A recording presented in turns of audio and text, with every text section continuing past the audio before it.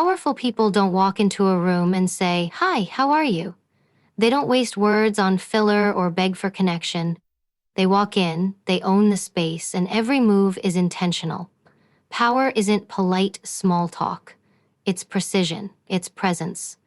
It's the ability to command attention without lowering yourself to the empty scripts everyone else follows. If you want to be powerful, you have to stop sounding like everyone else. Powerful people don't walk into a room trying to be noticed. They walk in and the room can't ignore them. Before they say a single word, before they shake a single hand, their presence has already introduced them. That's the first rule of power. Presence always speaks before your mouth ever does. Weak people rush to fill silence with chatter. They rush to make everyone else comfortable. They smile too wide, laugh too quickly, and spit out phrases like, "Hi, how are you?" just to feel accepted. But the powerful? They don't beg for belonging. They understand something most people never learn. Silence, posture, and energy are louder than any words. When a powerful person enters, their body language is the first announcement. Shoulders squared, spine tall, chin steady. Their pace is controlled, never rushed, never desperate to catch up. Every step tells the room, "I am grounded, I am certain, I am not here to compete for your approval, I am here to own my place." Eye contact is their second weapon. The weak avoid eye contact or dart around nervously scanning for acceptance. The powerful hold it, steady, not aggressive but unshakable. It's not a stare down. It's control. When their eyes lock onto you, you know you've been seen. And in that moment, you can feel the difference. They're not performing. They're not seeking. They're simply present. And that's what presence really is, the ability to take up space without apologizing for it. Too many people shrink. They make themselves small to fit into rooms, to avoid judgment, to not seem too much. But the powerful don't dilute themselves. They don't bend to make others comfortable. They expand, not with arrogance, but with authority. They occupy their space fully, and it demands acknowledgement. Think about the last time you saw someone walk in and everyone turned their heads before a word was spoken. Maybe it was a leader, maybe it was someone with influence, maybe it was someone who just carried themselves differently. What you noticed wasn't clothing or jewelry, it wasn't even beauty, it was certainty. Confidence is magnetic and it speaks louder than any hello. So here's the mistake most people make. They think presence is about performance. They overcompensate. They strut too hard, talk too loud, or exaggerate their expressions. That's not power. That's insecurity in disguise. True presence is subtle. It's calm. It doesn't scream for attention. It commands it naturally. It's the difference between the soldier who stomps and the general who doesn't need to. Why does presence matter more than words? Because humans read nonverbal cues before anything else. Your body language, your energy, your silence. It all registers instantly. In fact, research shows that people make a judgment about you in the first 7 seconds of seeing you. Before you've even spoken, they've already decided if you're confident, insecure, trustworthy, or weak.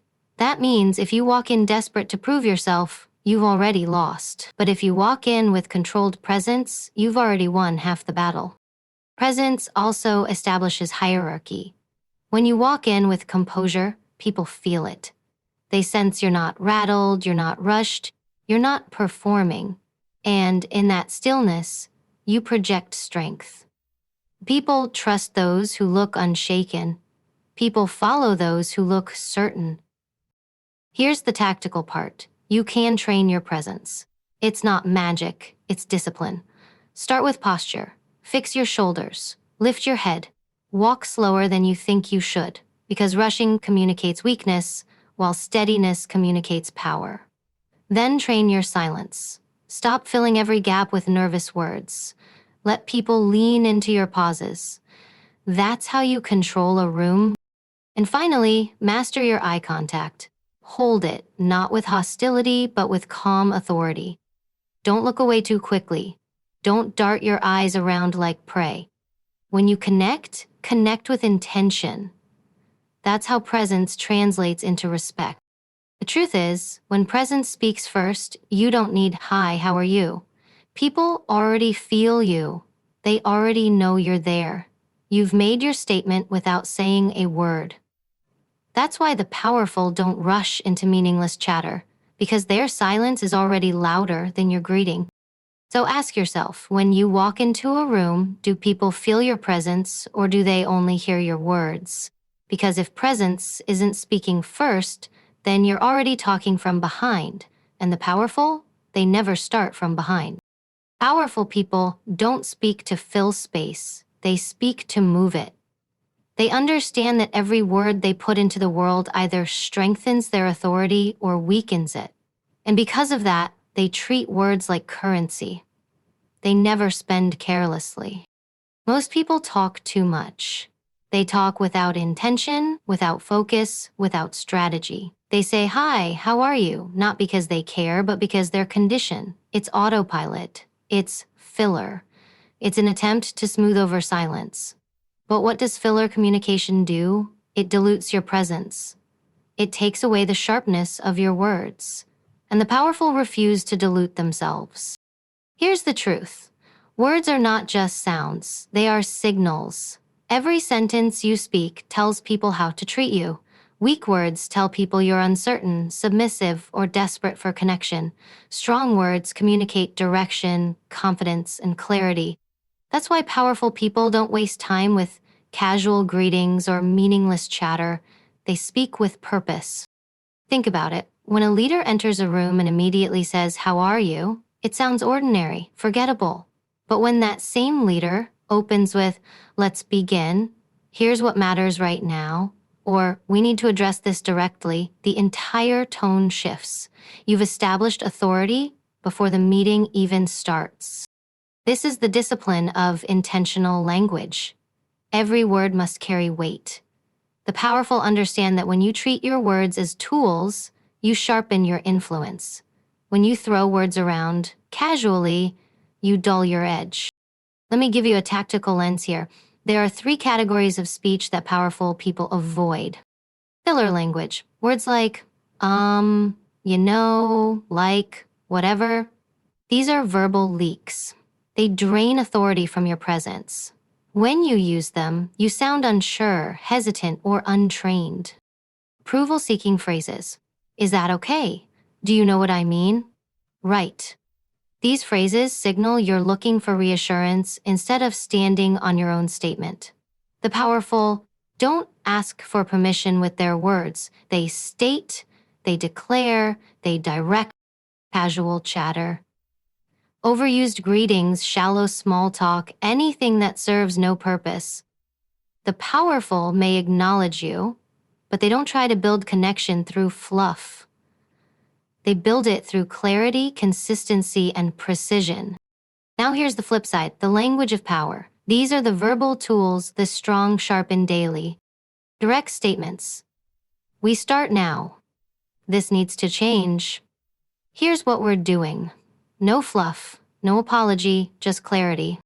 Purposeful questions instead of "How are you?" The powerful ask, "What's the update?"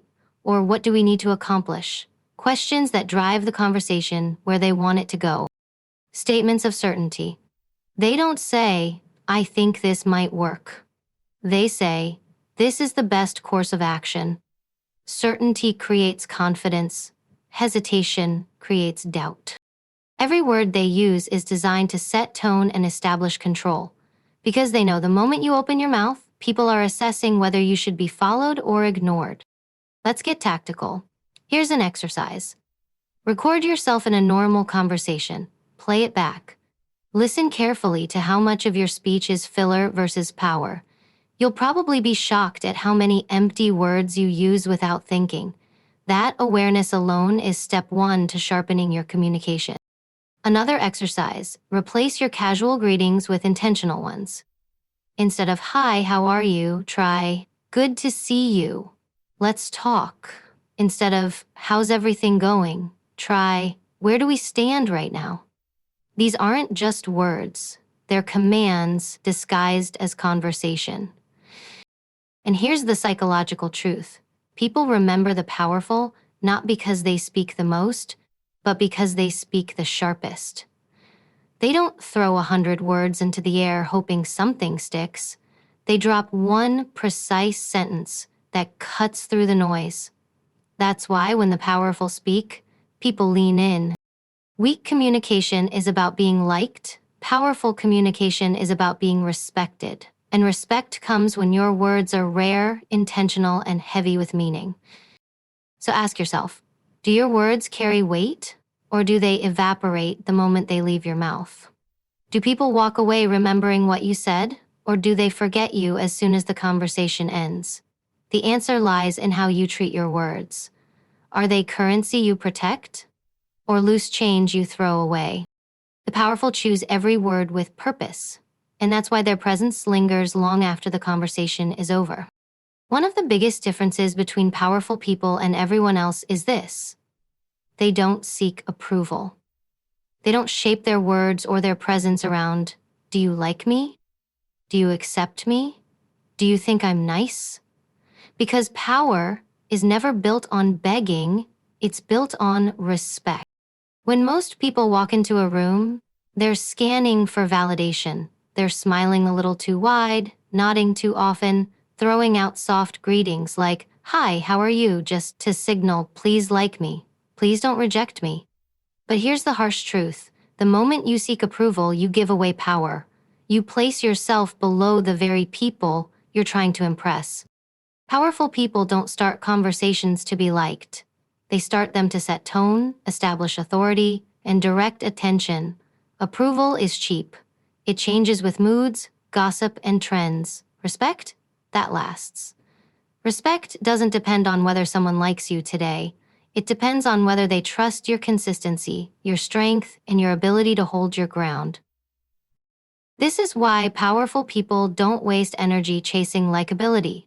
They understand that the need to be liked is a trap. It keeps you soft when you need to be sharp. It makes you agreeable when you need to be assertive. It silences you when you need to speak. And if you build your identity on approval, you'll always be fragile. Because approval can vanish the moment you say something unpopular. Think about the strongest leaders, the most respected voices, the people you admire. Do they chase approval? No. In fact, many of them are controversial, disliked by some, loved by others, but regardless of opinion, they're respected because they stand firm in what they believe. They don't bend to please, and they don't apologize for existing. Now, let's break this down tactically. Approval seeking shows up in 3 subtle ways most people don't notice. Over-explaining. You say something, then immediately justify it, soften it, or add nervous laughter to make sure people aren't offended. The powerful don't explain themselves unnecessarily. They state what needs to be said and let it stand. Approval. Tagged questions. These are little traps in your speech. Right? You know what I mean? Does that make sense? These phrases show you're checking if you're accepted. Powerful people don't ask for verbal permission. They deliver statements with finality. Softening language. Weak communication often starts with, "I just wanted to say," or "I was wondering if maybe." These weaken your presence before you've even finished the sentence. The powerful replace soft openers with direct clarity. Here's the point. This is what needs to happen. Let's begin. When you cut out approval seeking, something radical happens. People start respecting your boundaries. They stop testing you. They stop assuming they can manipulate you with their opinions. Why? Because you've made it clear that you don't run on approval, you run on purpose. Here's an exercise. Listen to yourself in daily conversations. Count how many times you add unnecessary softeners like just, maybe, if that's okay. Every one of those is a tiny approval leak. Start removing them. Train yourself to speak without needing reassurance. You'll feel the difference instantly. Sharper, stronger, less apologetic. Understand this. Not everyone is going to like you, and that's fine. Being powerful means you will always upset someone, intimidate someone, trigger someone. That's the cost of standing tall in a world that prefers people small. If you try to please everyone, you'll end up invisible. If you stand firm, you'll end up unforgettable. And let's get psychological. People don't actually trust approval seekers. They sense the insecurity, they sense the performance. Approval seeking makes people doubt your authority because they know you're bending yourself to win them over. But when you stop seeking approval, people lean in.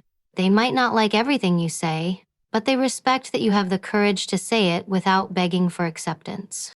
So here's the tactical shift. Before you speak, ask yourself, am I saying this to be liked, or am I saying this to be clear?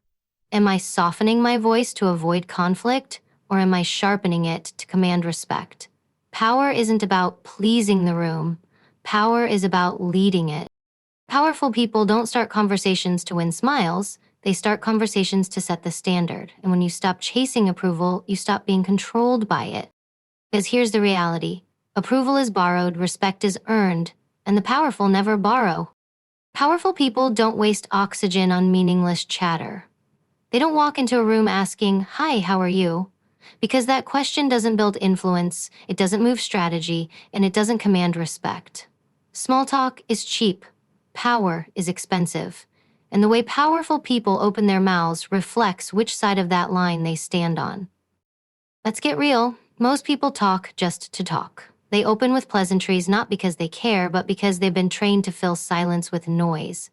They want to appear nice, approachable, safe. But here's the problem. If you start every interaction with small talk, you set the frame that you're here to please, not to lead. And the person who sets the frame controls the dynamic. The powerful know this. That's why they replace small talk with strategy. Instead of filler greetings, they use purposeful questions or sharp statements that immediately set the tone of the interaction. This isn't about being rude, it's about being intentional. Think of it like this. If you walk into a meeting and the first words out of your mouth are, "How's everyone doing?" You've set a casual, soft, low-energy tone. But if you open with, "Let's get right into the progress report," or "Where do we stand on this issue?" You've just positioned yourself as the authority. You've shifted the focus from meaningless noise to meaningful direction. That's how power operates, by controlling the first beat of the conversation. Strategic questions are not random. They are designed. They serve one of three purposes. Direct the agenda. Instead of "How are things?" the powerful ask, "What's the biggest priority right now?" That question doesn't just open conversation, it sets the path of what will follow. Establish authority. Questions like, "What's your take on this?" or "What's holding us back?" signal that you're here to evaluate, to lead, to demand clarity. You're not asking to bond.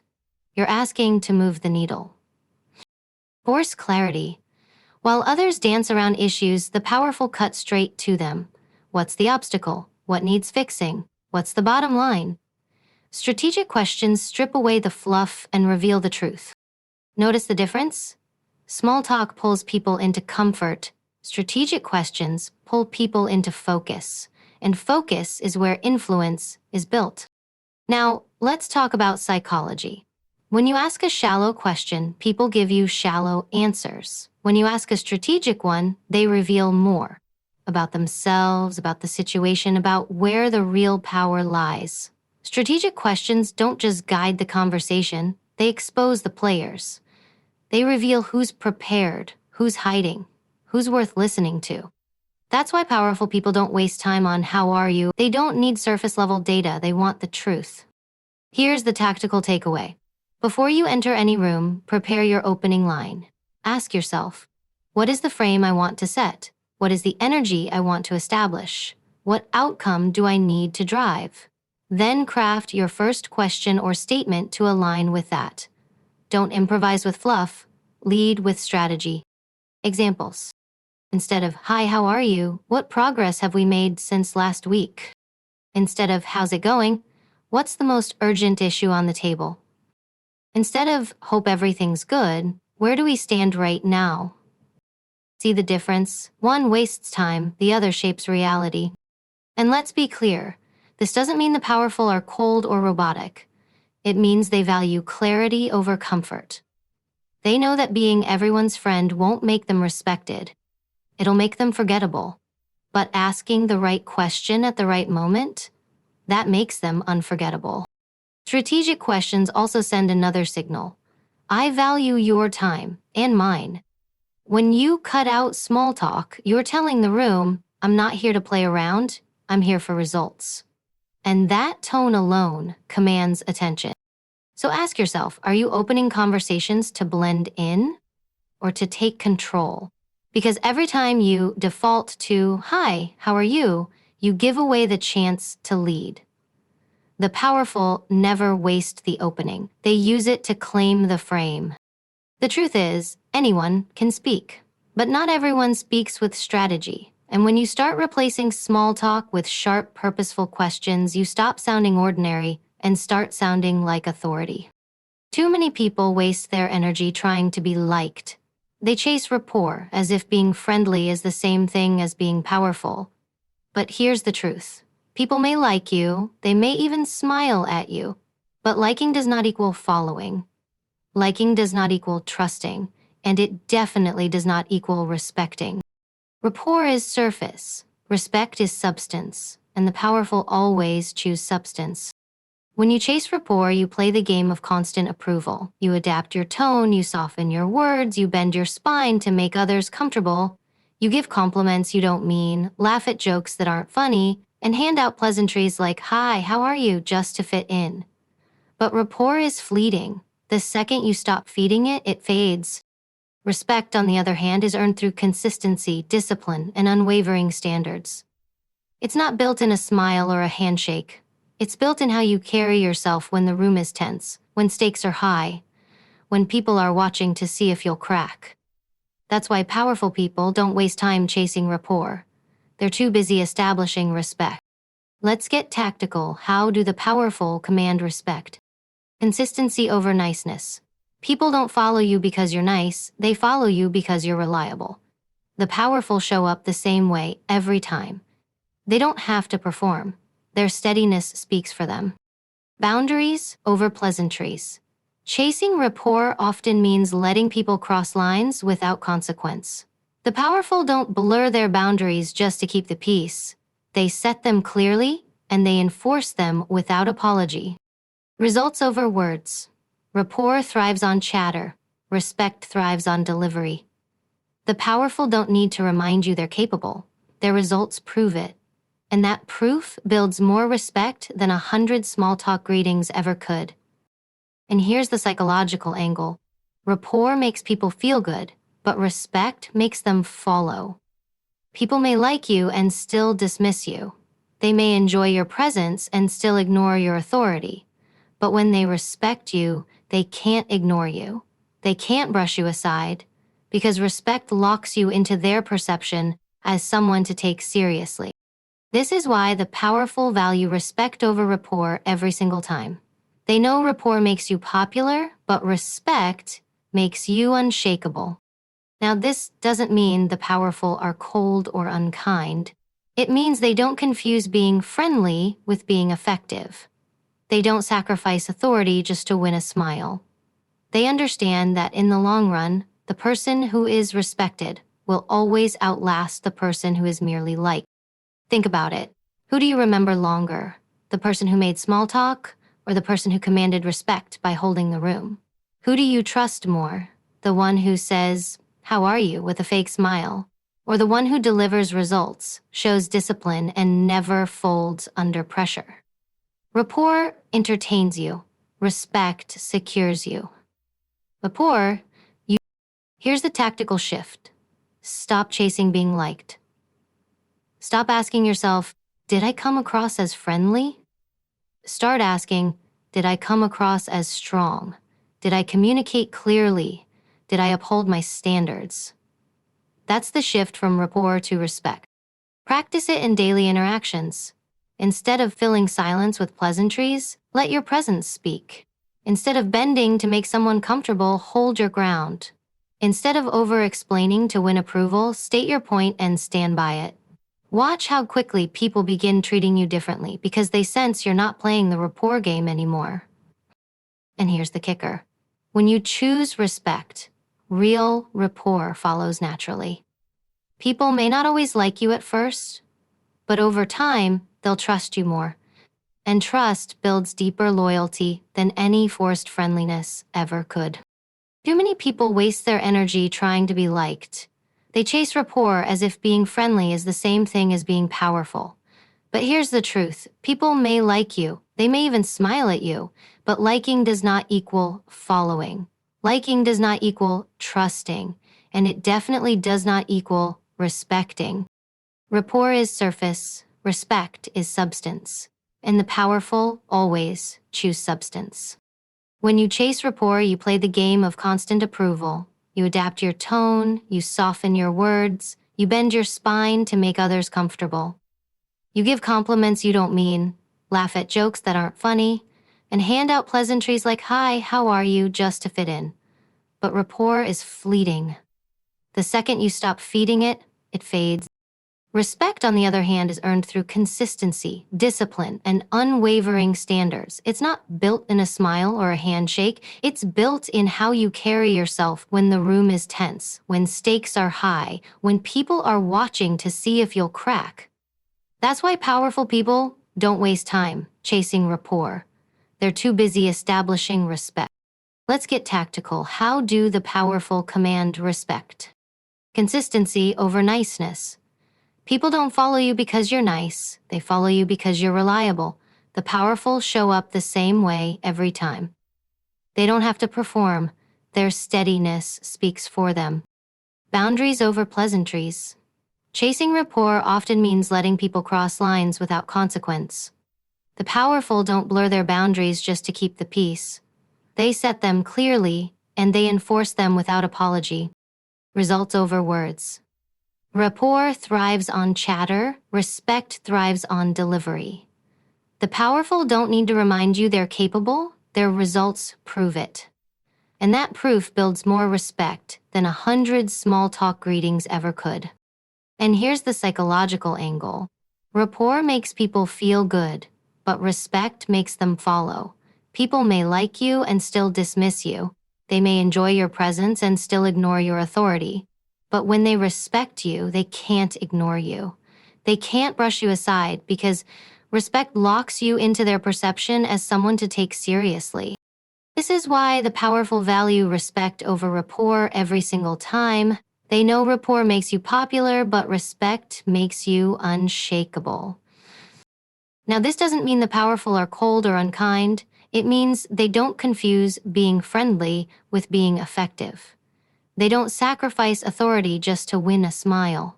They understand that in the long run, the person who is respected will always outlast the person who is merely liked. Think about it.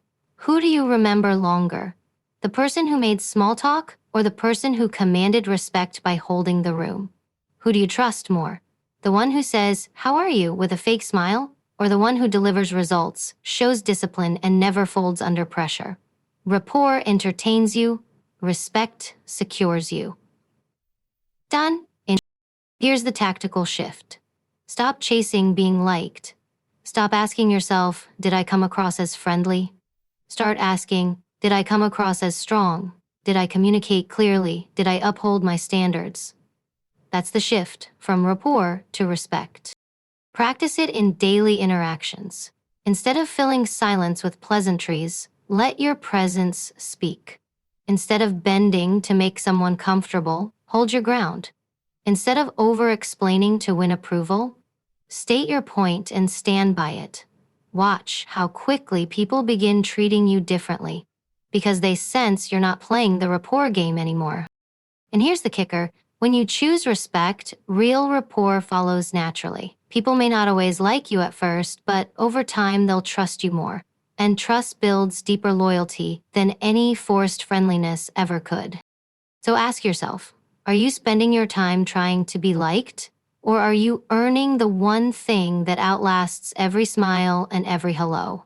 Because at the end of the day, rapport fades, respect stays, and the powerful never chase what fades. Power isn't in the words, "Hi, how are you?" Power is in how you walk in, how you hold yourself, and how you command a room without begging for attention. Weak people rely on small talk. Strong people rely on presence, precision, and purpose. Ask yourself this. When you walk into a room, do you sound like everyone else?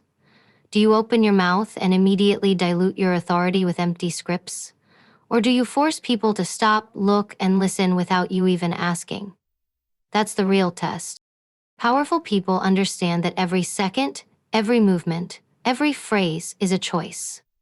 They don't waste that choice trying to make people like them. They don't hand over their authority for the price of approval. They don't shrink themselves to be accepted.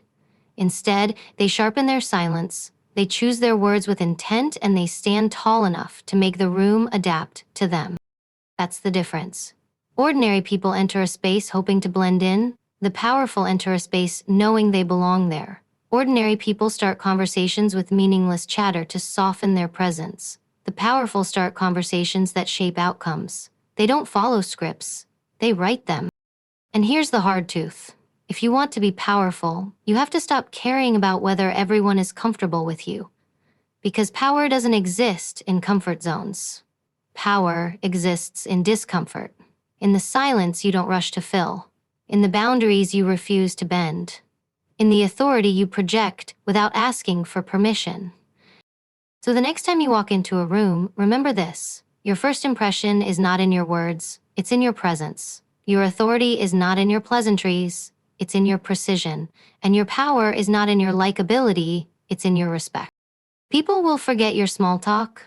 They will forget the casual, "Hi, how are you?" But they will never forget how you made them feel when you stood your ground. They will never forget how sharp your words landed.